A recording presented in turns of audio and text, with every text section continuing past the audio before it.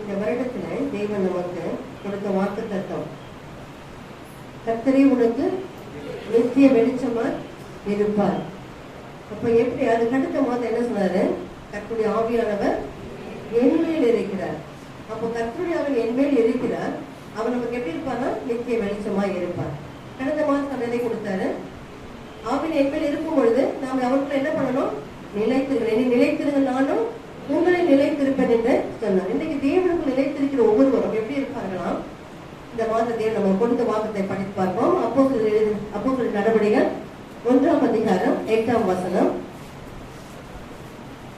பரிசுத்த ஆவி உங்களிடத்தில் வரும் பொழுது நீங்கள் பெலன் அடைந்து எருசலேமிலும் யூதேயா முழுவதிலும் சமாரியாவிலும் பூமியின் கடைசி பரியந்தமும் எனக்கு சாட்சிகளாக இருப்பீர்கள். ஹல்லேலூயா, ஹல்லேலூயா. பரிசுத்த ஆவி உங்களிடத்துல வரும் பொழுது எப்படி இருப்பீர்களா? பெலன் அடைவீர்கள். அடுத்ததா சாட்சிகளாய் நம்ம ஜீவிப்போம் என்று தேவன் சொல்லி நாம் பார்க்கிறோம். அப்போ நாம் தேவனுக்குள்ளாக தேவனுடைய ஆலயத்திற்கு நாம் வருகிறோம். பரிசுத்த ஆவினால் நாம் நிரம்புகிறோம், பரிசுத்த ஆவியை பெற்றுக் கொள்ளுகிறோம். ஆனால் நாம் பெலன் அடைந்து சாட்சிகளாக ஜீவிப்பதே இல்லை. இந்த ஆண்டு தேவன் நமக்கு ஒரு எழுப்புதலின் ஆண்டாக கொடுத்திருக்கிறார். ஹல்லேலூயா. எழுப்புதல், எழும்பி பிரகாசிக்க வேண்டும். நாம் எத்தனை ஆண்டுகள் தேவனுடைய ஆலயத்துக்கு வந்திருக்கிறோம், எத்தனை பிரசவங்களை கேட்டோம் என்பது பெரிதல்ல.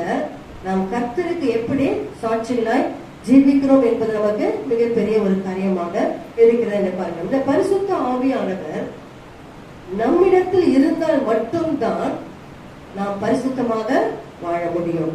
இன்னைக்கு பரிசுத்த ஆவியானவரை குறித்து தான் நாம் என்ன பண்ண போகிறோம்? அறிந்து கொள்ள போகிறோம்.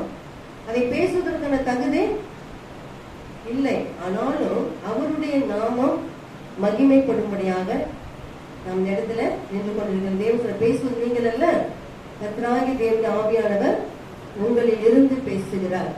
அவருடைய நாமத்தை பேசும்படியான ஒரு சாக்கியத்தை இந்த நாளில தேவன் கொடுத்ததற்காக நான் நன்றியோடு ஸ்தோத்திரம். அப்ப பரிசுத்த ஆவியானவர் நம்மிடத்தில் இருந்தால் மட்டும்தான் நாம் பரிசுத்தமாக முடியும். நம்மிடத்துல பரிசுத்த ஆவி இல்லை என்றால் நாம் பரிசுத்தமாக வாழ்வதற்கான வழியே இருக்கவே இருக்காது. அவரால் தான் நாம் ரட்சிக்கப்படுகிறோம். அவர் நம்மில் வாசம் பண்ணுவதால் நாம் நம்ம என்ன செய்ய முடிகிறது? கரெக்ட் பண்ணி கொள்ள முடிகிறது. அல்லேலூயா. நம்மை சரிப்படுத்திக் கொண்டே இருப்போம். எப்படி நடக்க வேண்டும், எதை செய்தாலும் எதை செய்யக்கூடாது, எங்கு போக வேண்டும், எங்கு போகக்கூடாது, எல்லாவற்றையும் நமக்குள்ளாக இருக்க பரிசுத்த ஆவியானவர் என்ன பண்ணுவாரு? வழி நடத்துகிறவராய் இருக்கிறார். ஆண்டவராக இயேசு இந்த உலகத்துல வாழ்ந்த போது அவர் எங்கு போகிறாரோ அங்கு மாத்திரம் தான் அவர் என்ன செய்தாரு? இருந்து அற்புதங்களை செய்தார். ஆனால் அவர் மரித்து 3ஆம் நாள் உயிரோடு எழுந்த பிற்பாடு அவர் ஆவியானவராய் எங்கும் நிறைந்திருக்கிறார். ஹல்லேலூயா. எல்லார்கிட்டயும் அவர் வாசம் செய்து கொண்டிருக்கிறார். அவர் தான் நம்மை ஜெபிக்க வைக்கிறார். இன்னைக்கு ஆவி எப்படி இருக்கிறது? உற்சாகம் உள்ளது, மாம்சம் பலவீனமானது. அவர் நம்மை ஜெபிக்க வைக்கிறார். இவர் நம்மை ஆற்றி தேற்றுகிற ஒரு தேற்றல்வாளனாக இருக்கின்ற பரிசுத்த ஆவியானவரை நாம் பெறுவதற்கு என்ன செய்ய வேண்டும்? எத்தனை பேருக்கு பரிசுத்த ஆவி எனக்குள்ள வரணும்னு வாஞ்சிக்கிறீங்க? ஹல்லேலூயா. எல்லாருக்கும் நமக்கு என்ன தேவை? பரிசுத்த ஆவி நமக்கு தேவை. அந்த பரிசுத்த ஆவியானவர் நமக்குள் வருவதற்கு முதலாவது நமக்கு என்ன வேண்டும்? வாஞ்சை இருக்க வேண்டும். இந்த பரிசுத்த ஆவியை எந்த மனுஷனாலோ, எந்த ஊழியக்காரனாலோ, இல்ல எந்த போதகரோ, எந்த மேய்ப்பராலும் வாங்கி தர முடியாது. இந்த பரிசுத்த ஆவியை ஆண்டவரால் மட்டும்தான் தர முடியும். இந்த பரிசுத்த ஆவியை ஆண்டவர் அவருடைய சித்தமானவர்களுக்கு தருகிறார் என்று பார்க்கிறோம். அல்லேலூயா. அவருக்கு சித்தமானவர்களுக்கு தருகிறார். இந்த ஆவி எல்லாருக்கும் ஒரே அளவாக தருவதில்லை. ஒவ்வொருவருக்கும் வெவ்வேறு விதமான அளவில் தரப்படுகிற பரிசுத்த ஆவியை பெறுவதற்கு நாம் என்ன செய்ய வேண்டும்? பரிசுத்த ஆவியை பெறுவதற்கு நாம் என்ன செய்ய வேண்டும்? அப்ப பரிசுத்த ஆவியை பெறுவதற்கு நாம் என்ன செய்ய வேண்டும் என்றால் ஒரு வாஞ்சையோடு நாம் காத்திருக்க வேண்டும். வாஞ்சை இல்லாமல் நீங்க உள்ளே வந்துட்டு எவ்வளவு தான் ஊழியக்காரை ஜெபித்தாலும், எவ்வளவு பவர் உள்ள ஒரு ஊழியக்காரர் உங்க தலைமையில கை வச்சு ஜெபிச்சாலும் அது உங்களுக்கு கிடைக்கவே கிடைக்காது. ஹல்லேலூயா. இந்த அபிஷேக நேரத்துல நான் ஏன் நிறுத்தினேன்? இங்க வாஞ்சை தாகம் எதுவுமே இல்லை, ஒரு சோர்வு. அப்ப சோர்வின் ஆவியோடு போராடி கொண்டிருக்க வேண்டிய வேலை இல்லை. அப்ப இந்த பரிசுத்த ஆவியானவர் வாஞ்சை தாகம் இருக்கிறவர்களுக்கு வருவார் என்று சொல்லும் பொழுது, நாம் பரிசுத்தமா வாழ விரும்புகிறேன் என்று சொல்லும் பொழுது அதை எல்லாம் நம்ம எதிர்பார்க்கிறவராக இருக்கிறார். அப்போ இந்த வாஞ்சையுள்ள எல்லாருக்கும் தேவன் ஆவியை, பரிசுத்த ஆவியை நிச்சயமாக வழங்குவார். அவர் நமக்கு பிராமிஸ் கொடுத்திருக்கிறார். அப்போஸ்தலர் நடவடிக்கைகள் 2ஆம் அதிகாரம் 17ஆம் வசனத்துல பாருங்க, கடைசி நாட்களில் நான் மாம்சமான யாவர் மேலும் என் ஆவியை ஊற்றுவேன், அப்பொழுது உங்கள் குமாரரும் உங்கள் குமாரத்திகளும் தீர்க்க தரிசனம் சொல்லுவார்கள், உங்கள் வாலிபர் தரிசனங்களை அடைவார்கள், உங்கள் மூப்பர் சொப்பனங்களை காண்பார்கள். அல்லேலூயா.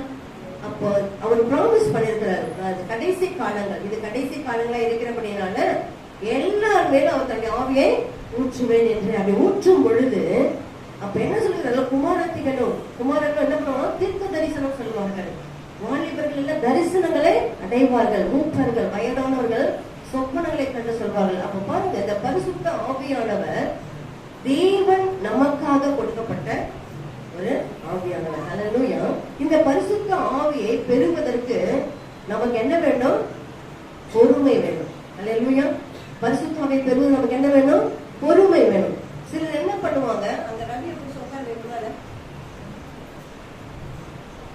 இந்த பரிசுத்த ஆவியானவர் நமக்காக கொடுக்கப்பட்டபடினால இந்த பரிசுத்த ஆவியுடைய வரம் எனக்கு என்ன வேணும், ரட்சிக்கப்பட்டவுடனே சிலருக்கு பரிசுத்த ஆவி வரணும்னு நினைப்பாங்க. அல்லேலூயா. ரட்சிக்கப்பட்ட ஸ்பாட் என்ன வேணும், பரிசுத்த நம்ம வந்துடணும் அப்படின்னு சொல்லி நினைப்பாங்க.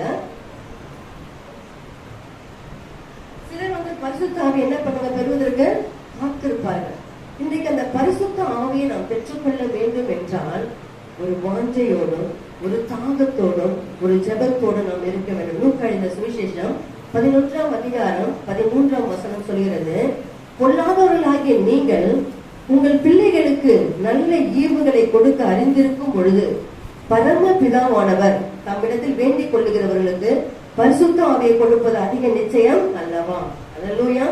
பொல்லாதவர்களாகிய நீங்கள் உங்கள் பிள்ளைகளுக்கு நல்ல ஈவுகளை கொடுக்க அறிந்திருக்கும் பொழுது, இன்றைக்கு ஒரு குழந்தை பிறந்தவங்க என்ன பண்ண, அந்த குழந்தைக்கு ரொம்ப கேர் எடுப்போம், இதை செய்யணும் அதை செய்யணும் அதை செய்ய ரொம்ப கேர் எடுப்பீங்க, இந்த குழந்தை நம்மளுடைய குழந்தை என்று சொல்லி அதுக்காக. அப்போ தேவன் சொல்லுகிறார், நீங்க பொல்லாதவர்கள் என்று சொல்லுகிறார். பொல்லாதவர்களாகி நீங்களே உங்கள் பிள்ளைகளுக்கு நல்ல ஈவுகளை செய்யும் பொழுது அப்போ பரம பிதாவானவர் தமது வேண்டிக் கொள்ளுகிறவர்களுக்கு பரிசுத்த ஆவியை கொடுப்பது அதிக நிச்சயமானவா என்கிறார். அப்போ பரிசுத்த ஆவியை கண்டிப்பாக கொடுக்கிறார். என்னுடைய சகோதரி சொல்லுவாங்க, மீட்டிங்ல போனா உனக்கு நல்ல அபிஷேகம் வந்துருமா, மீட்டிங் போனா எத்தனை நாள் இந்த மீட்டிங் கொண்டு போனாங்க, எல்லாரும் அபிஷேகத்தை நிரம்புவாங்க, எனக்கு மட்டும் அபிஷேகம் வரவே வர. அதன் பிற்பாடு சொல்லுவாங்க, இந்த இடத்துல ஒரு வல்லமையான ஊழியர்கள் வர, அந்த இடத்துல போய் நம்ம ஜெபம் பண்ணுவோம், அங்க போனா உங்களுக்கு அபிஷேகம் வந்துடும், அந்த இடத்துல போய் நின்று காத்துக்கிட்டு இருக்கு பாஸ்டிங் எல்லாம் போட்டுட்டு ஒரு அபிஷேகமும் வராது. அப்புறம் சொல்லுவாங்க, நீ வா அந்த முழங்கால் படியிலேயே நின்று ஜெபம் பண்ணா உனக்கு அபிஷேகம் வந்துடும், அந்த முழங்கால் படியிலேயே வந்ததே இல்லை. ஆனால் என்னுடைய அறை வீட்டிற்குள்ளாக கதவை தாழித்துக் கொண்டு கர்த்தருடைய சமூகத்துல ஜெபித்த பொழுது அந்த பிரசன்னமும் அபிஷேகமும் அந்நிய பாஷையும் வந்தது. அப்போ இடங்கள் ஒரு பெரிதல்ல, கொடுக்கிறது யாரு, பரிசுத்த ஆவியானவர். எப்பொழுது அவங்க தாகமா இருக்கிறார்களோ அவங்க அங்க கிடைக்கும் இங்க கிடைக்கும் இப்படி சொல்லும் பொழுது என்னுடைய தாகம் எப்படி இருந்தது, அங்க ஒண்ணு இங்க ஒண்ணு இருந்தது. ஆனால் எந்த இடத்துல போய் எனக்கு கிடைக்கவில்லை, நான் தேவனுடைய சமூகத்தை காத்திருப்பேன் சொல்லும் பொழுது தேவ ஆவியை வல்லமையா இறங்கினார். அல்லேலூயா. இந்த பரிசுத்த ஆவியை நாம் என்ன வேண்டும், தனியாக அமர்ந்து ஜெபித்தாலே இதற்காக நான் அபிஷேக ஆலயத்துல வந்து நான் ஜெபிக்கிறேன், அப்படி இல்லை. உங்களுடைய தாகம் எப்படி, நீ தேவனுடைய சமூகத்துல நீ உட்கார்ந்து ஜெபிக்கும் பொழுது தேவனுடைய அபிஷேகத்தின் வல்லமை உனக்கு என்ன செய்வார், ஊற்றுகிற வல்லமை உள்ளவராக அவருடைய விருப்பப்படி ஒவ்வொருவருக்கும் அவர் பரிசுத்த ஆவியை தருகிறார் என்று பார்க்கிறோம். அப்போஸ்தலர் எழுதின சுவிசேஷம் நடவடிக்கை 8ஆம் அதிகாரம் 17ஆம் வசனத்துல பாருங்க, அவர்கள் மேல் கைகளை வைத்தார்கள், அப்பொழுது அவர்கள் பரிசுத்த ஆவியை பெற்றார்கள். அல்லேலூயா. அவர்கள் மேல் கைகளை வைத்தார்கள், அப்பொழுது அவர்கள் பரிசுத்த ஆவியை பெற்றார்கள். இந்த அப்போஸ்தலர் 8ல 14 17 வரை உள்ள வசனங்களை வாசிப்போம். எடுத்து பாருங்க. அப்போஸ்தலர் நடவடிக்கைகள் 8ஆம் அதிகாரத்துல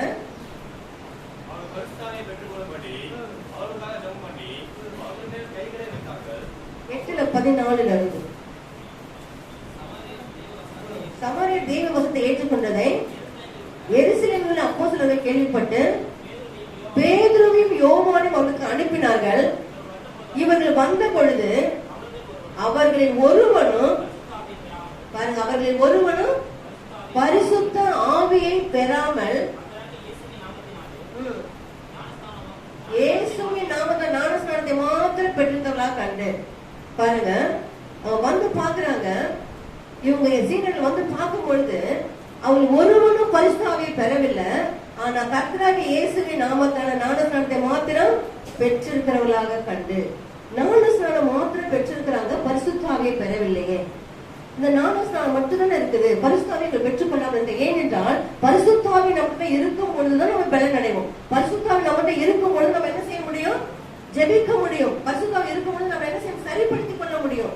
ஆனால் இன்னைக்கு அந்த பரிசுத்த ஆவியை பெறாமல் வெறும் ஞானஸ்நானம் மாத்திரமே பெற்றிருக்கிறார்களே என்று பார்த்து அவங்க என்ன செய்கிறார்கள்? அது அடுத்த வசனத்தை பாருங்க. அவர்கள் பரிசுத்த ஆவியை பெற்றுக்கொள்ளும்படி அவர்களுக்காக ஜெபம் பண்ணுகிறார்கள். பரிசுத்த ஆவியை பெற்றுக்கொள்ளும்படி அவர்களுக்காக ஜெபம் பண்ணுகிறார்கள். ஜெபம் பண்ணி முடித்த பிற்பாடு அவர்கள் மேல் கைகளை வைத்தார்கள். அப்பொழுது அவர்கள் பரிசுத்த ஆவியை பெற்றார்கள். அல்லேலூயா. அப்போ கைகளை வைக்கும் பொழுது பரிசுத்த ஆவி வந்து இறங்குகிறது. ஆனால் அவர்களுக்காக ஜெபம் பண்ணி அதன் பிற்பாடு அவர்கள் கைகளை வைத்து அந்த பரிசுத்த ஆவியை பெற்றுக் கொள்ளும்படியாக.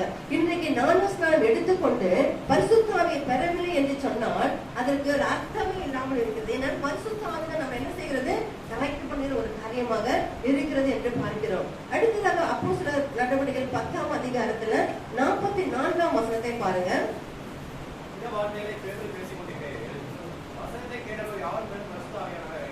இந்த வார்த்தைகளை பேதுரு பேசிக் கொண்டிருக்கையில் வசனத்தை கேட்டவர்கள் யாவர் மேலும் பரிசுத்த ஆவியானவர் இறங்கினார். ஹல்லேலூயா, ஹல்லேலூயா, ஹல்லேலூயா சொல்லுங்க பார்க்கலாம். எல்லாம் உற்சாகமா தூங்காதீங்க. நீங்க வீட்டுல போய் சமைக்க கூட வேண்டாம்னு சொல்லிட்டு ஒரு ஆகாரத்தோட ரெடி பண்ணிட்டாங்க. நீங்க முதல்ல கவனிக்க வேண்டியது ஆத்துமாவுக்கான ஆகாரம். ஹல்லேலூயா.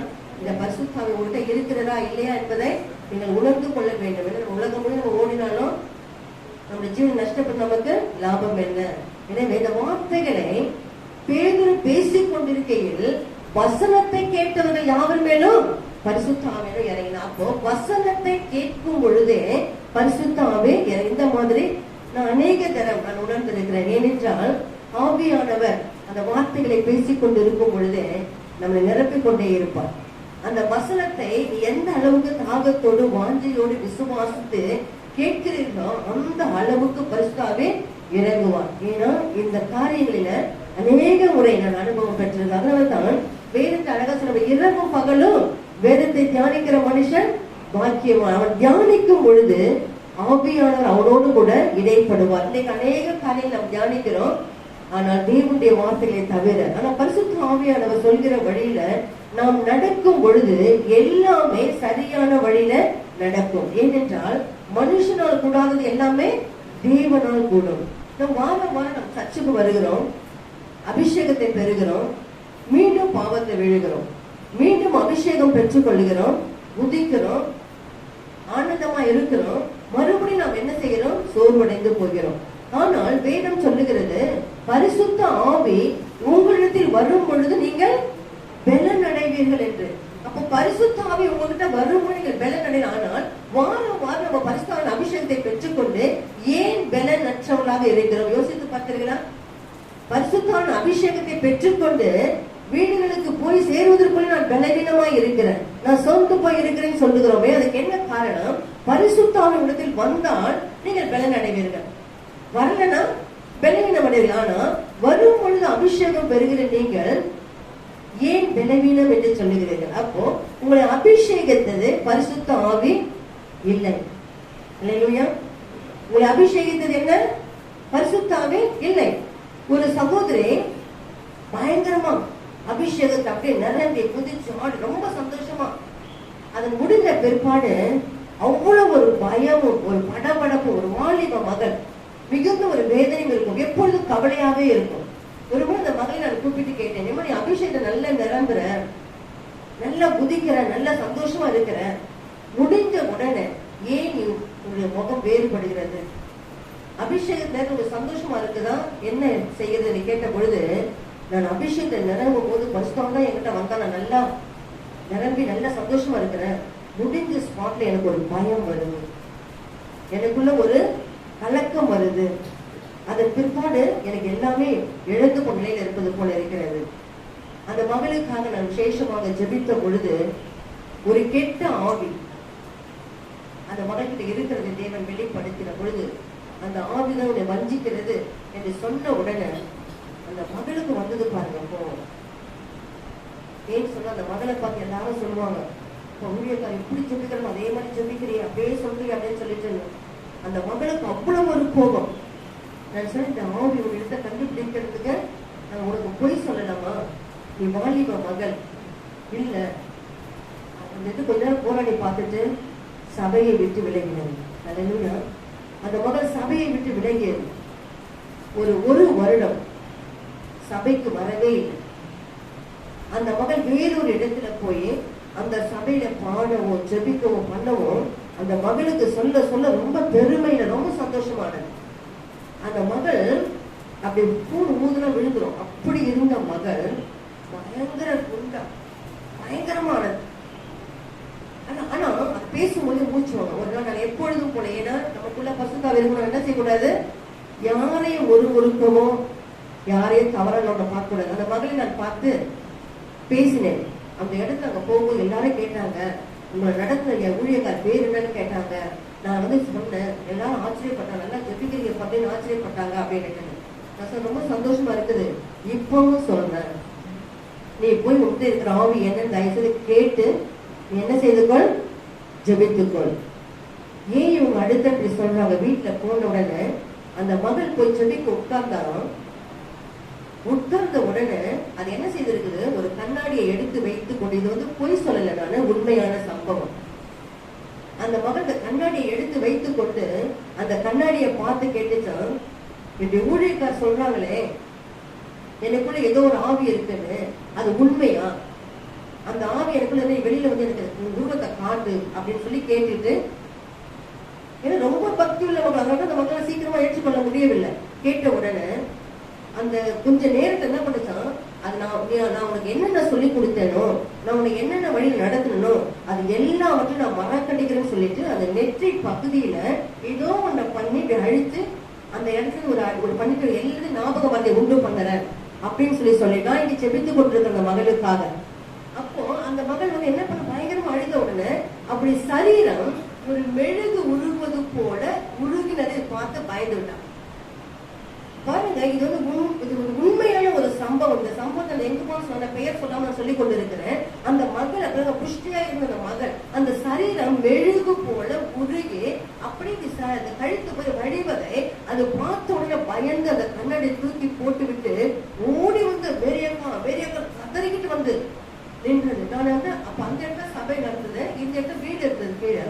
நான் இங்க சதத்தை கேட்டு ஓடி போனா அந்த பொண்ணு பயங்கரமான ஒரு அழுக, பயத்துல ஒரு பக்கம் எனக்கு என்ன ஆயிடுச்சு, இத மாதிரிலாம் அது பேசுச்சு அப்படின்னு சொல்லிட்டேன். அதுக்கு அடுத்து 2 நாள் வீட்டுக்கு போனோம்னு அந்த ஆவி அந்த மகளை பயமுறுத்தி கொண்டே இருந்தார்.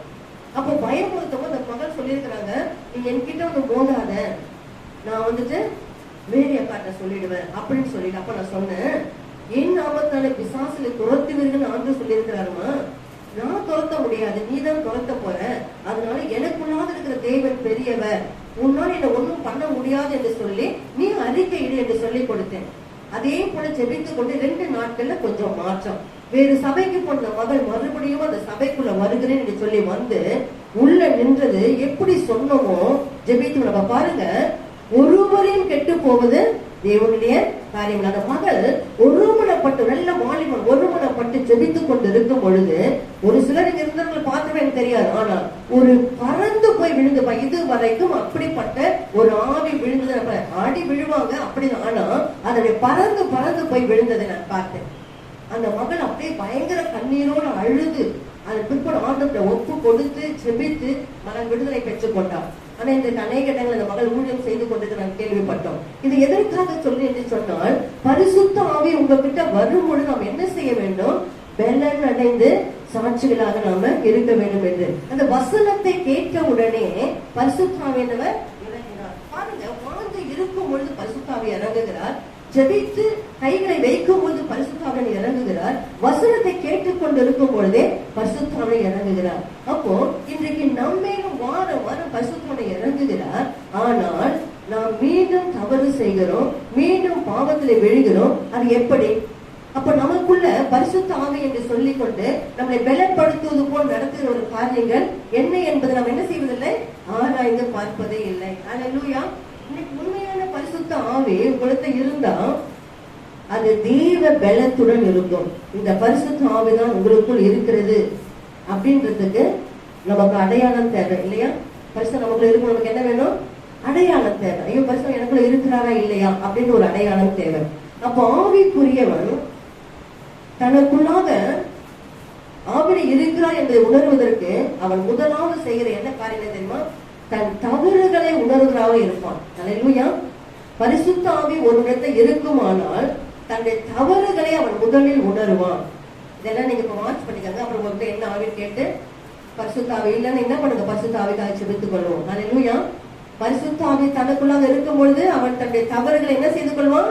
உணர்ந்து கொள்வான். ஐயோ, நான் அந்த தவறுகளை செய்து விட்டேனே அப்படின்ற ஒரு உணர்வு அவனுக்குள்ளாக உண்டாகும். அடுத்ததாக பரிசுத்த ஆவி இருந்தால் நம்மை ஆண்டவருக்கு ஏற்ற விதமாக மாற்றிக்கொள்ள முடியும். நம்ம சொல்லுவோம், ஆண்டவர் சொல்றாரு அந்த வழியினால வரமுள்ள நம்ம சொல்லுகிறோம். ஆனால் பரிசுத்த ஆவி உங்களுக்குள்ள இருந்தா நம்மை ஆண்டவருக்கு ஏற்ற விதமாக மாற்றிக்கொள்ள முடியும். அந்த பரிசுத்த ஆவி உங்களுக்குள் இருந்தால் அவருக்கு ஏற்ற விதமா உங்களோட லைஃப் ஸ்டைல மாறிவிடும். அல்லேலூயா.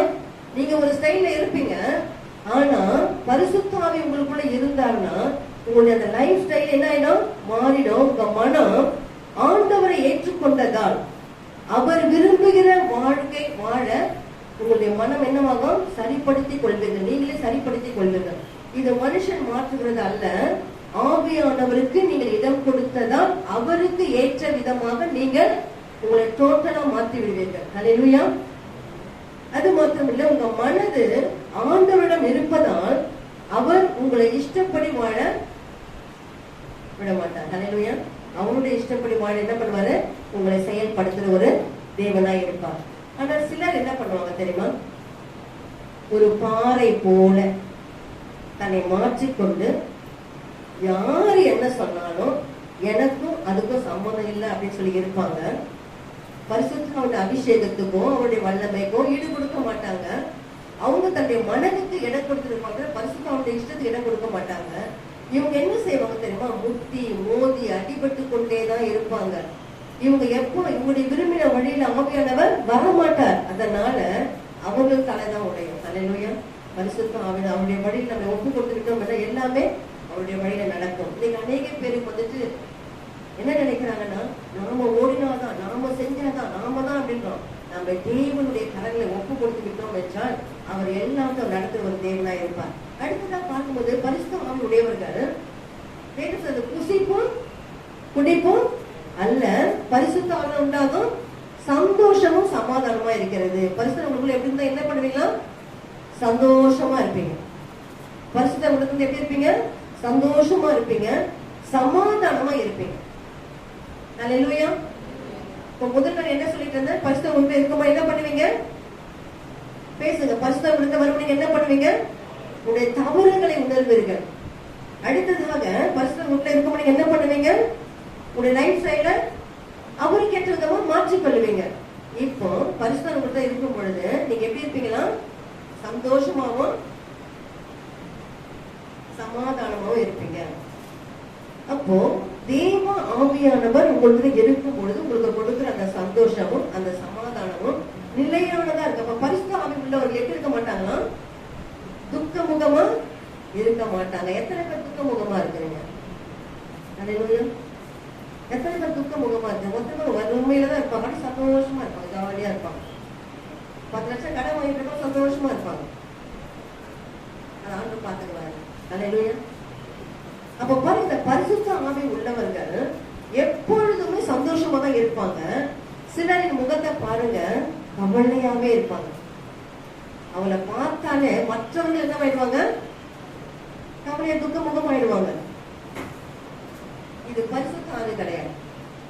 யார் ஒருவர் துக்க முகத்தோட இருக்கிறீங்களோ அவங்க கிட்ட என்ன இல்ல?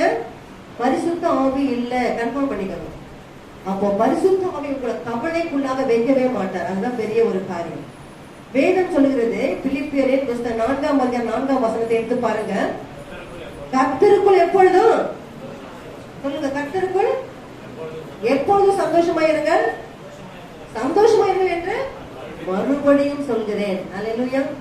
கர்த்தருடைய பிள்ளைகள் கர்த்தருக்குள்ள எப்பொழுதுமே சந்தோஷமா தான் இருப்பாங்க. ஏன்னா அவர் எல்லாவற்றையும் பார்த்துக்கொள்ள கர்த்தர் என்ற நிலையில இருக்கிறாங்க.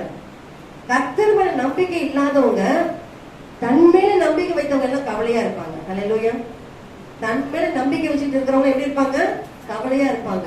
கர்த்தர் மேல நம்பிக்கை வைத்தவங்க எப்படி இருப்பாங்க? சந்தோஷமா இருப்பாங்க. அவருடைய ஆவி யாருக்குள்ள இருக்கிறதோ, பரிசுத்த ஆவி யாருக்குள்ள இருக்கிறதோ அவர்கள் எப்பொழுதும் சந்தோஷமா இருப்பாங்க. சிலர் தன் சந்தோஷம் போனதுக்கு காரணம் சொல்லுவாங்க பாருங்க. அல்லேலூயா. தன் சந்தோஷம் போனதுக்கு காரணம் சொல்லுவாங்க, என் குடும்பம் தான், என் குடும்பத்துக்கு பிரச்சனை தான் எனக்கு சந்தோஷத்துக்கு தடை. என் கணவர் இருக்கிறார் பாத்தீங்களா, அவர் தான் பெரிய தடையே. எந்த நாளும் குடிச்சிட்டு வந்துட்டு சண்டை போட்டுட்டு அவர் தான் பெரிய தடை. அவங்க சொல்லுவாங்க, மனைவி இருக்கிறா பாத்தியா, எந்த நேரமும் நச்சரிச்சுக்கிட்டே இருப்பான், சண்டை போட்டுக்கிட்டே இருப்பான் அப்படின்னு அவங்க சொல்லுவாங்க. ரெண்டு பேரும் சேர்ந்து சொல்லுவாங்க, பிள்ளைங்க இருக்கு பார்த்து அருந்தல மாதிரி ரோடெல்லாம் போய் சண்டை போட்டுட்டு வருது. இதனாலதான் எங்க குடும்பத்தை என்ன இல்ல, சந்தோஷம் இல்லை. வேதம் அழகா சொல்லுகிறது, ஆவிக்குரிய சந்தோஷம் இது காரணம் அல்ல. உபத்திரவமோ, வியாகுலமோ, துன்பமோ, பட்டயமோ, மரணமோ எது வந்தாலும் கிறிஸ்து அன்பில் நம்மை பிரிப்பவன் யார்? அப்போ கிறிஸ்துடைய அன்பு இதெல்லாம் நம்மளை பிரிக்காது. இது எல்லாத்தையும் முறியடித்து போடும். அப்படி எந்த நிலையில் இருந்தாலும் பரிசுத்த ஆவி வந்து அந்த நிலையை மாற்றி தர முடியும். நீங்க பரிசுத்த உலகுல வந்த நிலையை மாற்றி தர முடியும். அப்போ தேவ ஆவியான ஒரு பெண் ஒரு குழந்தையை சுமக்கும் பொழுது எவ்வளவு காலையை தியாகம் பண்ணுகிறாங்க. அல்லேலூயா. இதை சாப்பிட்ட குழந்தைக்காக, அதை சாப்பிட்ட எல்லாத்தையும் விட்டு விட்டு கொடுத்துட்டே இருப்போம். ஏன்? அந்த குழந்தை நல்லபடியாக வளர்ந்து வெளியே வரணும் அப்படின்னு சொல்லிட்டு. அப்போ பரிசுத்த ஆவி தனக்குள்ள வரும்போது என்ன பண்ணுவார்? நம்மளை நல்ல நிலையில வைப்பார். வேதத்துல கர்த்தரிடத்தில் மன மகிழ்ச்சியாயிரு, அவருடைய இருதயத்தின் வேண்டுதல்களை உனக்கு அருள் செய்வார். கர்த்தரிடத்துல மன மகிழ்ச்சியாயிரு. ஒண்ணு, இந்த வாக்கு தத்தத்தை நான் எடுத்துட்டு, அந்த 1ஆம் தேதி வாக்கு தத்தம் எடுத்துட்டு ஜெபம் பண்ணிட்டு, நானும் பாஸ்டர் ஜெபம் பண்ணிட்டு சரி வெளியில வரணும். வெளியில வந்து வாஷிங் மிஷின்ல துணியை போடலாம். அந்த ஃப்ரண்ட் லோட் மிஷின் என்ன பண்ண, துணியை போட்டுட்டேன், எல்லாத்தையும் உங்களுக்கு சர்க்கு உங்களுக்கு எல்லாமே பண்ணிட்டேன். ஓப்பன்ல இருக்கு, மூடவே ஆன் பண்ணி எல்லாம் முடிச்சுட்டா பார்க்க ஓப்பன் அப்புறம் மூடிட்டேன். பார்த்தா மிஷின் ஓடவே இல்லை. என்னடா இது, இப்பதான் ஜெபம் முடிச்சுட்டு வெளியில வரோம், என்ன இது இப்படியா கேட்டு மறுபடியும் ஆஃப் பண்ணிட்டு மறுபடியும் ஆன் பண்றேன், ஆஃப் பண்ணிட்டு ஆன் பண்றேன், அது அப்படியே நிக்குது. சரி ஓப்பன் பண்ணிடலாம் சொல்லி பார்த்தா ஓப்பனே ஆகல. எவ்வளவு நேரம்? அப்ப நான் சொன்னேன், ஆண்டவரே பரிசுத்தமே உடத்தில் வரும்போது வெள்ளநடைந்து சாட்சியா இருக்குன்னு சொன்னீங்க. இப்பதான் வாக்குத்தத்தை சொல்லி ஜெபம் பண்ணிட்டு வந்திருக்கிறேன். வந்த ஸ்பாட்ல இப்படி ஒரு காரியம் நடக்குமா? இதை கூட நான் சாட்சி சொல்றேன் ஆண்டவரே அப்படின்னு சொல்லிட்டு அந்த வாஷிங் மிஷின் மேல கைய வச்சு, எனக்குள்ள இப்ப ஆவியான இருப்பீரானால் இதை நான் சாட்சி சொல்வதற்காக அந்த மிஷினை சரி பண்றதுக்கு ஒரு சின்ன ஒரு ஜெபம் பண்ணிட்டு, அதுக்கு பிற்பாடு சாட்சி வேணும். பக்கத்துல பாஸ்டரை கூப்பிட்டேன், இந்த வாங்கல இந்த மாதிரி ஆயிடுச்சு. அவரும் வந்து பார்த்தாரு, இது திறக்க முடியல, ஆனாவில அப்புறம் போயிட்டாரு. ஏன்னா அவர் சொல்ல நம்பணும்ல. மறுபடியும் ஒரு சின்ன ஜெபம் பண்ணிட்டு, இதை நான் சாட்சி நான் சொல்றேன் ஆண்டவரேன்னு சொன்ன ஸ்பாட்ல அதை அழகா ஒர்க் ஆக ஆரம்பிச்சிருச்சு. அதுக்கப்புறம் முடிஞ்சது ஓபன் பண்ணிப்பாரு, ஓபன் பண்ணாங்க. இதுக்காக எவ்வளவு நேரம் போராடிட்டு இருந்தேன். இதுல உடனே ஆளை கூப்பிட்டு எனக்கு சரி பண்ண சொல்லலாம். ஆனால் தேவனுடைய நாம மகிமைப்படும் ஒரு சாட்சியை ஒரு ஜெபித்து விட்டு வந்த ஸ்பாட்ல இப்படி ஒரு இன்சிடென்ட் நிகழ்ந்தது என்று சொன்னால் அந்த காரியத்திற்காக, அது மட்டும் இல்ல 1ஆம் தேதி இந்த காரியம் நடந்ததா, அடுத்து நேற்றைய தினத்துல நான் போயிட்டு கொஞ்ச நேரம் மெசேஜ் எடுக்கலாம் உட்காந்து எடுத்துட்டு இருக்கிற, திடீர்னு ஒரு சவுண்ட் வேகமா ஓடும்போது என்னன்னு சொல்லி கேட்டாக்கா, ஜாக் சொல்லுது அவருக்கு வந்துட்டு ஏதோ தொண்டையில குத்திக்கிச்சாலும் உள்ள போயிட்டாரு. சாப்பிடும் போது ஏதோ உள்ள போயிட்டு அவனுக்கு வந்து இந்த காசுல போயிட்டு இருக்கு அப்படின்னு சொல்லிட்டு இங்கிருந்து எனக்கு குனிந்து கூட நிமிர முடியல மம்மி அப்படின்னு சொல்லிட்டு வாமிட்டு அப்படின்னு. உடனே வந்து மறுபடியும் இந்த வார்த்தைகளை சொல்லி ஜெபம் பண்ணிட்டு கொஞ்சம் தண்ணி எடுத்து ஜெபம் பண்ணி அவங்க கையில கொடுத்துட்டு நீ குடிப்பான்னு சொல்லிட்டு வந்து மறுபடியும் உட்காந்து ஒரு 500 ஸ்தோத்திரம் பண்ணி சொல்லிக்கிட்டே இருந்தாங்க. அதன் பிற்பாடு வெளியில வந்து கேட்கணும், இப்ப பரவாயில்ல. அல்லேலூயா. இது எதற்காக சொல்லுறேன் என்று சொன்னால், நான் ஜெபிப்பதை தேவன் விரும்புகிறார். என் பிள்ளையை நிமித்தமா நான் துக்கப்படுவதை தேவன் விரும்புவதில்லை. அல்லேலூயா, அல்லேலூயா. அப்போ கர்த்தருடைய பிள்ளைகள் கர்த்தருக்குள் மன மகிழ்ச்சியாய் இருப்பார்கள். இந்த காரியத்திலே அவனை சரிப்படுத்த என்னால் முடியாது. அவனை சரிப்படுத்த அவனை ஹாஸ்பிட்டல் கொண்டு போய் நான் பதட்டத்தோடு சென்று செலவழிப்பது என்னால் முடியாது. ஆனால் எனக்கு கொடுத்த என் மகனை என் தேவன் சுகப்படுத்த முடியும். அல்லேலூயா. அந்த விசுவாசம், அந்த மறுபடியும் நான் சொன்னேன், ஆண்டவரே இந்த கொஞ்ச நேரம் நான் கவலைப்பட்டாலும் என் கவலையை நீர் எடுத்துக்கொண்டதற்காக நன்றியோடு ஸ்தோத்திரிக்கிறேன். அல்லேலூயா. இன்னைக்கு தேவ பிள்ளைகள் ஒரு சாட்சியாய் இருப்பதை தேவன் விரும்புகிறார். அப்போ கர்த்தரிடத்துல மன மகிழ்ச்சியாக அவன் இறுதி வேண்டியவனுக்கு அது சின்ன சின்ன காரியங்களா இருந்தாலும் பெரிய காரியங்களா இருந்தாலும் கர்த்தருடைய நாமத்துக்கு மகிமை உண்டாக முடியாத வார்த்தைகளை பேசும் பொழுது தேவன் மகிமை அடைவார். நம்முடைய சபைக்குள்ளாக சாட்சி சொல்லுவதற்கு என்ன செய்வதில்லை ஆட்கள் இல்லை, ஏன்னா அவங்களுக்கு எதுவுமே நடப்பதில்லை. அப்போ பரிசுத்த ஆவி உங்ககிட்ட இருந்தால்தான் நீங்க உணர முடியும். பரிசுத்த ஆவி உங்கள் உள்ள இருந்தால், அவர் வாசம் செய்தால், இன்றைக்கு மனுஷருக்குள்ள ஒருவர் வாசம் செய்கிறார் என்றால் அது பரிசுத்த ஆவியானவர் தான். அல்லேலூயா. நமக்குள்ள மனுஷருக்குள் வாசம் செய்வதற்காக அவர் வரம் பெற்று வந்திருக்கிறார். அந்த பரிசுத்த ஆவி உள்ளத்தில் உருவாகும் பண்ணுவோர் என்ன செய்கிறார்? கர்ப்ப வேதனை படுகிறார். என்றைக்கு நம்ம அவரை கயற்றி விட்டுடுவோம், கொஞ்ச நேரம் அப்படி ஆவில நிரம்பும், அப்புறம் விட்டு விடுகிறோம், ஆவில நிரம்புற விட்டு விடுகிறோம். ஆனால் அந்த பரிசுத்த ஆவியை நாம் எப்பொழுது ஒரு முறை உங்களுக்கு வந்துவிட்டால் அவர் உங்களை விட்டு விலகி போகவே மாட்டார். அல்லேலூயா. அப்போ தேவனுடைய அவரை துக்கப்பட்டு வெளியேற்றி விடவே கூடாது. உலக கண்ணோட்டத்தின்படி நம்ம பார்த்தால் நீங்க சொல்லுகிற குறைபாடு, என் மனைவி சரியில்லை, என் கணவர் சில குறைபாடு எல்லாம் சரியாக தான் இருக்கும். ஆனால் ஆவிக்குரிய கண்ணோட்டத்தை இது சரியா என்று பார்த்தால் ஆவியான உனக்குள்ள எல்லாவற்றையுமே மாற்றி விடுவார். அல்லேலூயா. இன்னைக்கு நம்ம பேசும், நீங்க சொல்லி பேசி விடுவீங்க, ஆனா வீட்டுல வந்து பாருங்க, கணவன் மனைவி பத்தி 1000 குறை சொல்வார்கள், மனைவி கணவனை பத்தி 1000 குறை சொல்வார்கள். என்னை கேட்டால் பரிசுத்த ஆவி உங்களுக்கு இருந்தா உங்களை சரிப்படுத்திக் கொள்வீர்கள். அல்லேலூயா. அல்லேலூயா.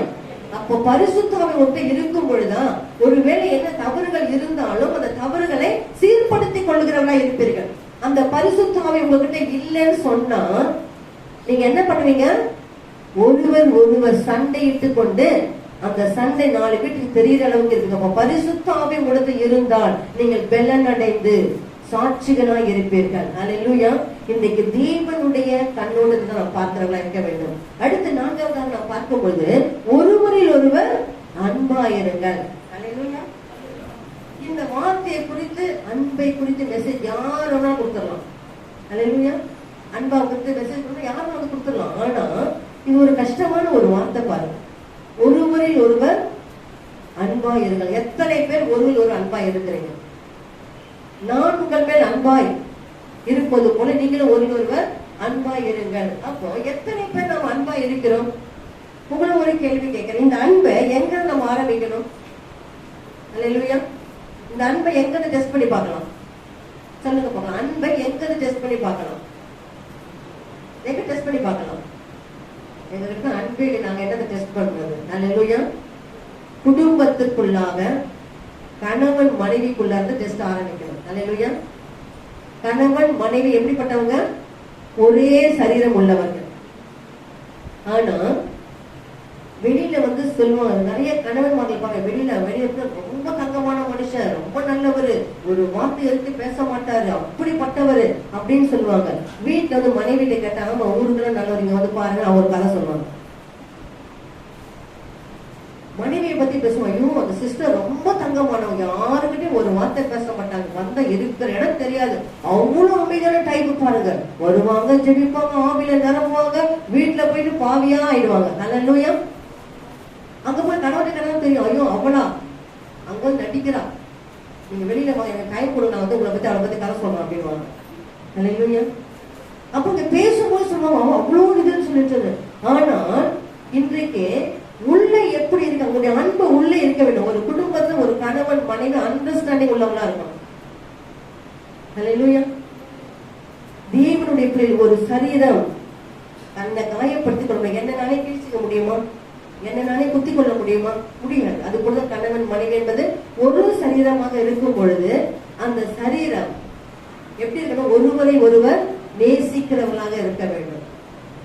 அல்லேலூயா. கடந்த வாரத்துல என்னுடைய மகன் இந்த ரெஜிஸ்ட்ரேஷனுக்காக எங்களை கூட்டிட்டு போனோம். எங்களுக்கு தெரியும் ரெஜிஸ்ட்ரேஷன் லேட் ஆகணும், ஆனா இதான் ஃபர்ஸ்ட் டைம். அதனால என்ன பண்ணா, அவங்க போன் அடிக்கிறாங்க, உடனே கிளம்புவாங்க அப்படின்னு. அந்த உடனே கிளம்பிட்டேன். அப்பதான் மனைவி கார் அப்படி திறக்கிறாங்க, அவங்க பாட்டு வண்டி ஓடிக்க டக்குன்னு கார் அப்படி அப்படியே உட்கார வச்சாங்க. அப்படி கோபமா 2 பேரும் டைம் ஆயிடுச்சு, நாங்க லேட் பண்ணிட்டோமா அப்படின்னு. நாங்க 2 பேரும் பேசவே இல்லை, அமைதியா உட்காந்து. அப்ப என் மருமகளை பார்த்து நான் கேட்டேன், ஏன் அப்படின்ட்டு. இல்ல ஆண்டி, உடனே நம்ம அமைதியா இருந்தாலும் வச்சுக்கேன், சண்டே இருக்கிற சாப்பிட்டா ஆகிடும், ஆண்டவரையும் பார்க்க நன்றி. அல்லேலூயா. ஒரு வார்த்தை பேசல, அப்படியே அமைதியா வரா. பின்னால வண்டி ஓட்டு வந்தா பாத்தீங்களா, அவன் கோபமா பேசுறதே அவன் நினைவே இல்லை. அவன் வந்துட்டு ஜெர்மா லொகேஷன் போடுமா, அங்க போனாங்க. அல்லேலூயா, அல்லேலூயா. நான் இது எதற்காக சொல்கிறேன் என்று சொன்னால், அந்த கனவு ஏன் இப்படி கத்துறீங்க, நான் வரமாட்டேன், நீங்க இப்படி பேசிட்டு நான் போறேன் அப்படின்னு சொல்லி இறங்கிறது ரொம்ப நேரம் ஆகாது. அந்த அமைதி. அல்லேலூயா. தன் கணவன் மனைவி அவருடைய நிலையை புரிஞ்சுக்கிட்டு இருக்கிறதுனாலதான் அங்க என்ன பண்ணலாம், இப்ப பேசினா வேலைக்கு ஆகாது. அல்லேலூயா. அப்போ பரிசுத்த ஆவி உங்ககிட்ட இருக்குன்னு சொன்னா உங்களை மாற்றி விடும், சண்டையை நீடிக்க வைக்காது. அப்போ பரிசுத்த ஆவி உங்களுக்குள்ள இருக்கணும். நீங்கள் உலகத்தோடு ஒத்து போகாமல் இருக்க வேண்டும். அல்லேலூயா, அல்லேலூயா. ஒரு அல்லேலூயா கூட சொல்ல முடியல பாருங்க. பரிசுத்த ஆவி மேல நடை வைக்கிறீங்களா?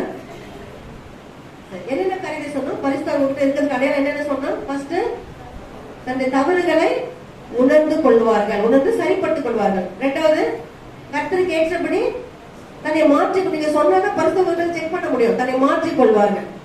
3வது, எப்பொழுதும் சந்தோஷமா இருப்பாங்க, நல்ல கரெக்டான பதில் நம்ம சிம்டம் சொல்லிட்டே இருக்கோம். அடுத்தது, ஒருவரை ஒருவர் நேசிப்பார்கள். இப்போ உலகத்தோடு ஒத்து போகாமல் தேவன் எப்படி சொல்கிறாரோ அப்படியே செய்வார்கள். அல்லேலூயா. பரிசுத்த ஆவி ஒரு இடத்துல வரும் பொழுது அந்த ஆவி என்ன செய்யுமா? யோவான் எழுதின சுவிசேஷம் 16ஆம் அதிகாரம் 8ஆம் வசனத்தை வாசிப்போம்.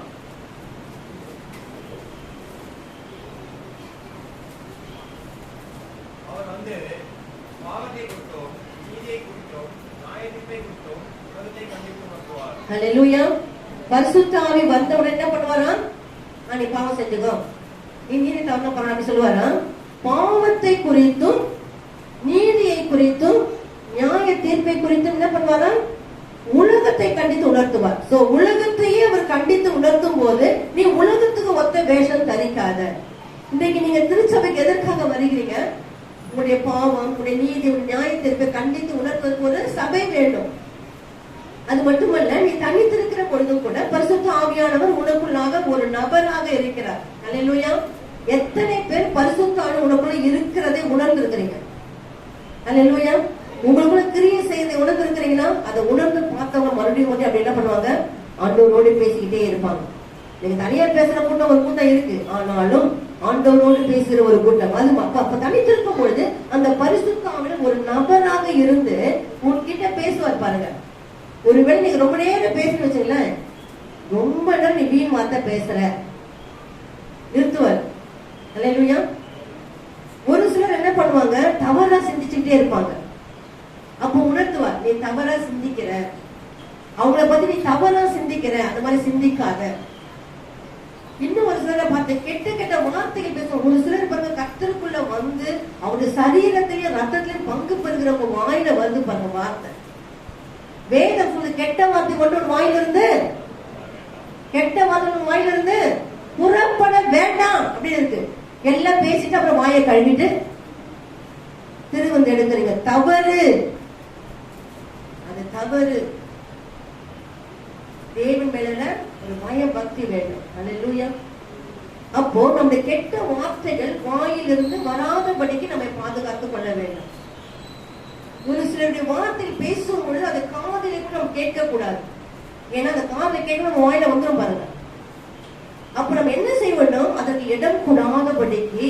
ஏன்னா பரிசுத்த ஆவியான உனக்குள்ள இருந்து வாசம் செய்கிறார், உனக்குள்ள அவர் பேசுறார், உனக்குள்ள கிரியை செய்கிறார், உனக்குள்ள உன்னை சிந்திக்க வைக்கிறார்.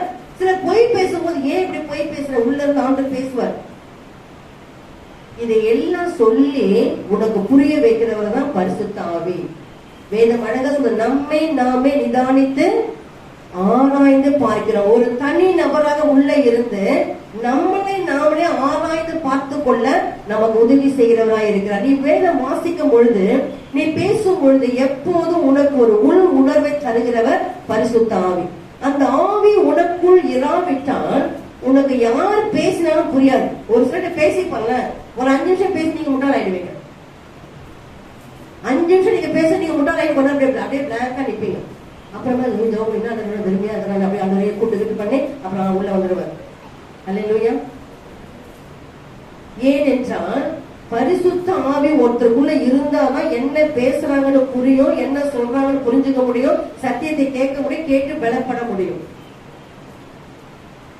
நான் எத்தனையோ முறை சொன்ன, நான் சர்ச்சுக்கு போகும் பொழுது அந்த ஊழியக்காரர் பயங்கரமான கண்டிஷன் கொடுப்பார். அந்த கண்டிஷனுக்கெல்லாம் பின்னால முறுமுறுத்தாலும் எனக்குள்ளார ஒரு பயம் அங்கே நின்று அங்க என்னை சரிப்படுத்தி கொண்டு, நீங்க லேட்டா வர திட்டுற போது எல்லாரும் பார்ப்பீங்க எப்ப பார்த்தாலும் திட்டுறாங்க என்று சொல்லி. ஆனால் அவர் என்னை கண்டித்து உணர்த்தினது எதற்காக? நான் தேவனுக்கு பயப்பட பயத்தோடு இருக்க வேண்டும் என்று சொல்லி. அதைத்தான் என் பிள்ளைகளுக்கு சொல்லிக் கொடுத்து, அதைத்தான் சபை மக்களுக்கு சொல்லிக் கொடுத்து கொண்டிருக்கிறேன். அல்லேலூயா. அப்போ நாம் கர்த்தருக்குரிய பயத்தோடு இருக்கும் பொழுது தேவனுக்கு அது பிரியமான ஒரு காரியமாக இருக்கிறது என்று பார்க்கிறோம். அப்போ ஆவியானவர் உங்களுடன் இருக்கிறார்கள், அவரோடு நீங்க பேசுங்க. அவர் உங்களை விசாரிக்கிறார் ஆனபடியினால் உங்கள் கவலைகளை எல்லாம் யார் மேல வைக்கணும்? அவர் மேல வைத்து விடுங்க. அப்போ அது தேவன் என்ன சிலர் பார்த்து அந்த கவலை எல்லாவற்றையும் எடுத்து போடுகிறார். உன்னை ஆராய்ந்து பார்க்க வேண்டும், தேவையற்றதை சிந்திக்க கூடாது. ஒரு சிலர் பாருங்க, எவ்வளோட ஜெபத்துல உட்காந்துருவாங்க, அப்பா பிதாவே ஸ்தோத்திரம், அன்பின் பிதாவே ஸ்தோத்திரம், அடுத்தது எங்கேயோ போயிட்டு இருப்பாங்க. எங்கேயோ போய் எல்லாம் யோசிச்சு சிந்திச்சு எல்லாம் பண்ணிட்டு அப்புறம் மணி பார்த்தாக்க அவங்க எப்படி ஒரு 1/2 மணி நேரம் ஓடிட்டு இருக்கோம். மறுபடியும் அப்பா பிதாவே ஸ்தோத்திரம், மறுபடியும் எங்கேயோ போயிருக்கும். காரணம் என்ன? சிந்தனைகளை பிசாசானவன் ஆளுகை செய்கிறான். அப்ப அந்த சிந்தனைகளை நீ யாரோட கூட ஒப்பு கொடுக்கணும்? ஆண்டவரோடு கூட ஒப்பு கொடுக்கணும். அப்ப உனக்குள் பரிசுத்த ஆவி இருந்தா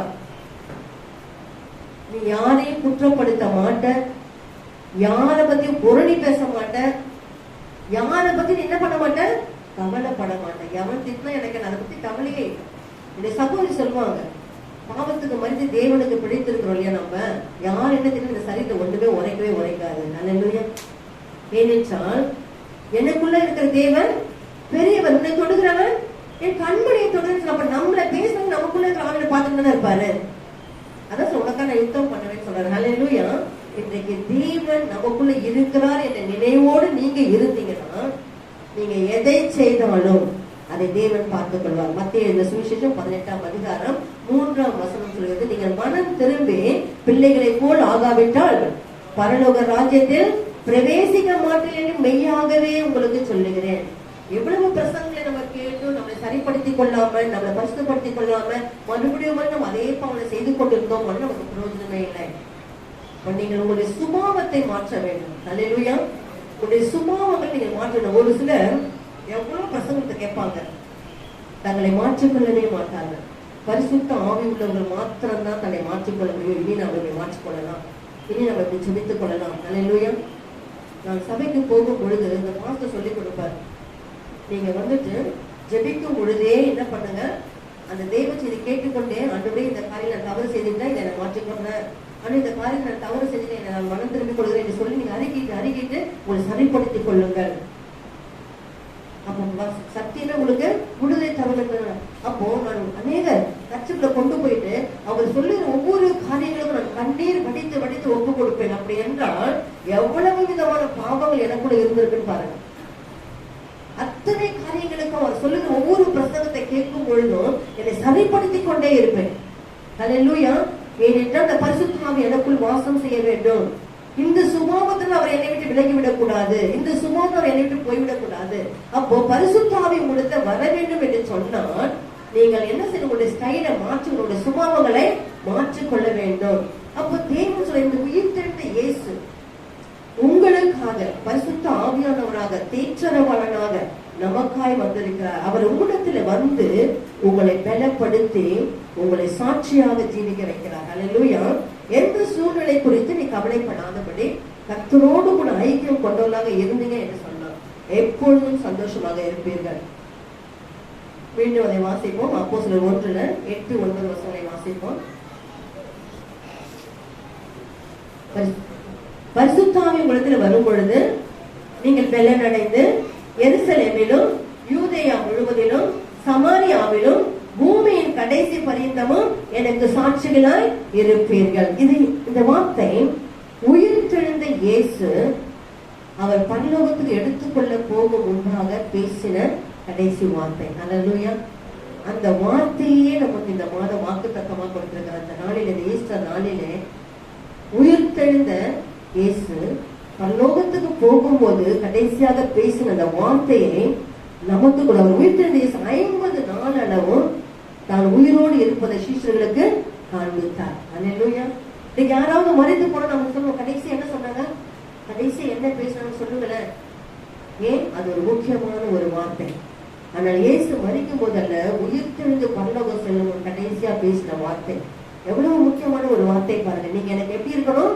சாட்சியா வாழணும். நமக்கு சொல்லுத மாதத்துல தேவன் நமக்கு கொடுத்த வார்த்தை, நீங்க எனக்கு சாட்சியா வாழணும். இந்த பரிசுத்தாவி உங்களுக்குள்ள வரும் என்று கூறி சொல்கின்றார். நீங்க எனக்கு சாட்சியா இருங்க, பரிசுத்தாவி இடத்துல வரும். அப்போ அவர் பரிசுத்தாவியை குறித்து அவர் பேசி விட்டு சொல்கிறார். அந்த இயேசு கிறிஸ்து அநேக இடங்களுக்கு சென்று சீஷர்களோடு சென்று ஊழியெல்லாம் செய்த பொழுது அவர் எங்கெல்லாம் போகிறார் அங்கெல்லாம் அற்புதத்தை நடத்தினார். ஆனால் அவர் உயிர் தெழுந்த பிற்பாடு இவர் ஆவியானவராக எங்கும் நிறைந்திருக்கிறார். அந்த பரிசுத்த ஆவியானவர் தத்துவம் உள்ளவர். இவர் பேசுவார், நடத்துவார், கடிந்து கொள்ளுவார், நம்மை பலப்படுத்துவார். அல்லேலூயா. ஒரு ஆள் செய்கிற எல்லா காரியங்களையும் அவர் சபைக்குள் செய்வார். கர்த்தருடைய ஆவி எங்கேயோ அங்கே விடுதலையும் உண்டு. பழைய ஏற்பாட்டு காலத்துல ஆதியாகமம் 1ஆம் அதிகாரத்துல 2ஆம் வசனத்தை பாருங்க. தேவ ஆவியானவர் ஜலத்தின் மேல் அசைவாடி கொண்டிருந்தார் என்று பார்க்கிறோம். அந்த பழைய ஏற்பாட்டு காலத்திலே தீர்க்கதரிசிகள், நியாயாதிபதிகள் இப்படியாக ஊழியர்கள் மேல இறங்கி வந்து நான் என்ன செய்ய வேணுமோ அந்த வேலையை செய்து முடித்துட்டு அவர் போய்விடுவார். அல்லேலூயா. அந்நாட்டுல தாவீது மேல இறங்கினார், சிம்சோன் மேல இறங்கினார், இது இப்படி அநேக பேர்ல இறங்கினார். அவர் இறங்கி அவருடைய வேலையை செய்து முடித்துட்டு அவர் போய்விடுவார். ஆனால் புதிய ஏற்பாட்டு காலத்திலே வேதம் அழகாக சொல்லுகிறது, கடைசி நாட்களிலே மாம்சமான யாவர் மேலும் என் ஆவியை ஊற்றுவேன். அப்ப அந்த பரிசுத்த ஆவி எல்லார் மேலும் ஊற்றப்படும் என்று சொல்லப்பட்டிருக்கிறது. அப்ப இந்த பழைய ஏற்பாட்டு காலத்துல வந்தவனை முடித்து விட்டு போய்விடுவதற்கும் புதிய ஏற்பாட்டு காலத்துல எல்லார் மேலையும் இறங்கி கிரை செய்வதாக இருக்கிறார். யோவான் எழுதின சுவிசேஷம் 14ஆம் அதிகாரம் 16ஆம் வசனத்தை எடுத்து வாசிப்போம். நான் பிதாவை வேண்டிக் கொள்ளுவேன், அப்பொழுது என்றென்றைக்கும் உங்களுடனே கூட இருக்கும்படிக்கு சத்திய ஆவியாகிய வேறொரு தேற்றரவாளனை அவர் உங்களுக்கு தந்தருவார். எவ்வளவு அழகா போட்டிருக்க. நான் பிதாவை வேண்டிக் கொள்ளுவேன், அப்பொழுது என்றென்றைக்கும், இன்னைக்கு மட்டும் இல்லை, என்றென்றைக்கும் உங்களுடனே கூட இருக்கும்படிக்கு சத்திய ஆவியாகிய வேறொரு தேற்றரவாளனை அவர் உங்களுக்கு தந்தருவார். அப்ப பரிசுத்த ஆவியை பெற்றுக் கொண்டவுடன் என்றென்றைக்கும் இருப்பார். நல்லா கவனித்துக் கொள்ளுங்க. உங்களுக்குள்ள பரிசுத்த ஆவியை நீங்க பெற்றுக் கொண்டீங்கன்னு சொன்னா அவர் பாதியில விட்டுட்டு போக மாட்டாரு. என்றென்றைக்கும் உங்களோடு இருப்பார். எப்பொழுதும் தேவ பிரசன்னத்தை நீங்க உணர்வீர்கள். என்று இந்த பரிசுத்த ஆவியின் அபிஷேகம், அந்நிய பாஷை, இது எல்லாம் எதற்கு? நீங்கள் பலன் அடைய, நீங்கள் சாட்சியா இருங்க. அவர் உங்களை தெரிந்து கொள்கிறார். இன்னைக்கு உலகம், மாமிசம், பிசாசு இவை மூன்றும் ஒன்றோடு ஒன்று போராடும் பொழுது நமக்கு பரிசுத்த ஆவியுடைய வல்லமை தேவை. அல்லேலூயா. இந்த பரிசுத்த வல்லமை நமக்கு தேவை. இன்றைக்கு நம்ம ஒரு போன்ல அட்லீஸ்ட் ஒரு மெசேஜ் நீங்க பார்த்துட்டு இருக்கிறீங்கன்னு சொல்லும் போது திடீர்னு ஒரு ஆட் வந்து அந்த ஆட் நீங்க பார்க்க, சரி என்னதான் பண்றாங்க பார்க்கலாமே அப்படின்னு சொல்லும் போது உங்களுக்குள்ளாக என்ன கவனம் சிதறடிக்கப்படுகிறது. இப்படிப்பட்டதான இந்த மாமிசத்தை கண்ட்ரோல் பண்ண, பிசாசு கொடுத்த இச்சைகளை கண்ட்ரோல் பண்ண, உலகத்தின் வழியில ஓடுவதற்கு அதை காரியங்களை கண்ட்ரோல் பண்ண நமக்கு என்ன தேவை? பரிசுத்த ஆவி நமக்கு தேவை. இந்த பரிசுத்த ஆவி நமக்கு பாவத்தை மேற்கொள்ள நமக்கு உதவி செய்கிறது. நாம் பரிசுத்தமாக வாழ்வதற்கு உதவி செய்கிறது. நம்முடைய சிந்தைகளை கண்ட்ரோல் பண்ண உதவி செய்கிறது. மற்றவர்கள் செய்த தவறுகளை மன்னிப்பதற்கு உதவி செய்கிறது. நம்முடைய நாவுகள் காக்கப்படுவதற்கு இந்த பரிசுத்த ஆவி உதவி செய்கிறது. வேதத்தை பார்க்கும் பொழுது அப்போஸ்தலர் நடவடிக்கைகள் 2ஆம் அதிகாரம் 38ஆம் வசனத்திலே பேதுரு அவர்களை நோக்கி, நீங்கள் மனம் திரும்பி ஒவ்வொருவரும் பாவ மன்னிப்புக்கென்று இயேசு கிறிஸ்துவின் நாமத்தினாலே ஞானஸ்நானம் பெற்றுக் கொள்ளுங்கள், அப்பொழுது பரிசுத்த ஆவியின் வரத்தை பெறுவீர்கள். ஞானஸ்நானம் பெற்றுக்கொண்ட ஒவ்வொருவரும் மேலும் பரிசுத்த ஆவியானவர் இறங்குகிறவராய் இருக்கிறார். எனவே நாம் இந்த பரிசுத்த ஆவியை நாம் பெற்றுக்கொள்ள நாம் என்ன செய்ய வேண்டும்? வாஞ்சையோடு அதை பெற்றுக்கொள்ள வேண்டும். இன்றைக்கு அநேக ஊழியக்காரர்கள் வல்லமையோடு கூட ஜெபத்தோடு கூட இருந்து என்ன செய்கிறார்கள்? விசுவாசிகள் கைகளை வைக்கும் பொழுது அவர்கள் அபிஷேகத்தை பெற்றுக் கொள்கிறார்கள். அதே போல அந்த விசுவாசிகளும் ஜெபிப்பதன் மூலமாக, ஞானஸ்நானம் பெறுவதன் மூலமாக பெற்றுக்கொள்வார்கள். இந்த உயிர்த்தெழுந்த இயேசு நம்முடைய மத்தியில இறங்கி இன்னைக்கு ஆவியானவராக கிரியை செய்து ஒவ்வொருவரைக்குள்ளாரையும் அவர் நம்மை பலப்படுத்தும் இறங்கி வருகிறார். இன்னைக்கு ஆண்டவரை கேட்கும், ஆண்டவரே இந்த மாதத்தில் எங்களுக்கு கொடுத்த இந்த வாக்கு தத்தம், நீ உயிர்த்தெழுந்து பரலோகத்துக்கு போது முன்னதாக கொடுக்கப்பட்ட கடைசி வார்த்தை எங்களோடு நீங்க பேசி எங்களுக்கு கொடுத்திருக்கிறீங்க. இந்த வார்த்தையின்படியாக நீர் என்றென்றைக்கும் எங்களோடு கூட நீர் வாசம் செய்கிற ஒரு தேவனா இருக்கிறபடியினால் இன்றைக்கு நாங்கள் இந்த பரிசுத்த ஆவியை பெற்றுக்கொண்டு அதனால நாங்கள் பலன் அடைந்த சாட்சியா இருக்கு எங்களுக்கு உதவி செய்யும். இதுவரைக்கும் நாங்கள் பரிசுத்த ஆவியை பெற்றோம் நிலையில நாங்கள் பாவத்திற்கு இடம் கொடுத்து விட்டோம். ஆனால் இன்றைக்கு பாவம் நீதி நியாயத்திற்கு கண்டித்து உணர்த்துகின்ற பரிசுத்த ஆவியானவர் ஒரு நபராக ஒரு ஆளாக எங்களுக்குள்ளாக இருந்து எங்களுக்குள்ள வாசம் செய்து எங்களை வழி நடத்துகிறீரே. இனி எங்களுடைய சுபாவை நாங்கள் மாற்றிக்கொண்டு நாங்கள் தியானிக்கும் பொழுது உங்களோடு கூட எங்களுடைய சிந்தைகளை செலுத்தி உங்களோடு கூட பேச எங்களுக்கு உதவி செய்யுங்க. நாங்கள் நடக்கிற வழியை எங்களுக்கு போதித்து உணர்த்து சொல்லி நம்ம தேவனுக்கு அர்ப்பணிக்கும் பொழுது கர்த்தர் ஒவ்வொருவரையும் விசேஷ சாட்சிகளாக நிறுத்துவார்.